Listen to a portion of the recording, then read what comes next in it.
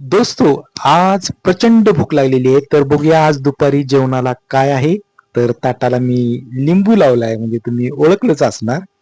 कांदा आहे म्हणल्यानंतर तुम्ही ओळखायला चालू करा आजचा मेनू काय आहे. तर हा आहे पांढरा रत्नागिरी भात. मी भात जास्त खात नाही, तुम्हाला माहीतच आहे. मी मोजून खातो.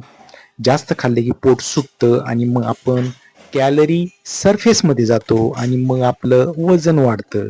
मग आपण बारीक दिसतो, खरं आपलं पोट आणि ढेरी अशी सुटत जाते आणि आपण मग बेढप दिसतो.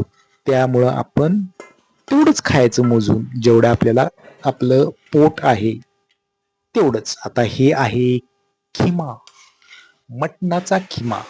काल मटणाचा खिमा केला होता, त्यातला शिल्लक राहिला होता आणि हा आहे शिळा खिमा. आणि खिम्याबरोबर मटण पण केलं होतं, ते संपलं होतं आणि त्याचा उरलेला होता रस्सा. रस्सा उरल्यावर काय करतात माहिती का? तुमच्या घरात सुद्धा करत असणार. कालचा रस्सा उरलेला तुमच्या घरात दुसऱ्या दिवशी त्याच्यात काय टाकतात, नंतर न सांगतो. तर ही आहे गव्हाची लुसलुशीत गरमागरम चपाती. चपाती आणि नंतर काय आहे, तर त्या रश्श्यामध्ये काय टाकलेलं असतं अजून सांगणार नाही. तुम्हीच ओळखा आणि तुम्ही मला कमेंटमध्ये सांगा की शिळ्या रश्श्यामध्ये काय काय टाकतात. तर ह्या कालच्या रश्श्यामध्ये टाकलेला आहे अंडी. अंडी फोडायची म्हणजे दुसऱ्या दिवशी पण नॉनव्हेजचा बेत होतो आणि मग हा बेत आपण खायचा. तर ही अंडा करी केलेली आहे.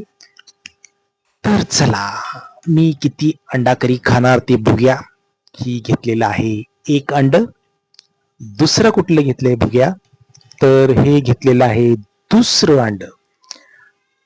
नाही, आज आपण एकच अंड खायचं आहे. घरात माणसं भरपूर आहेत आणि सगळ्यांसाठी केलेलं आहे. तर ही आहे आपली रेसिपी, अंडा करी, मटन खिमा, गरमागरम लुसलुशीत चपाती, भात आणि लिंबू आणि कांदा.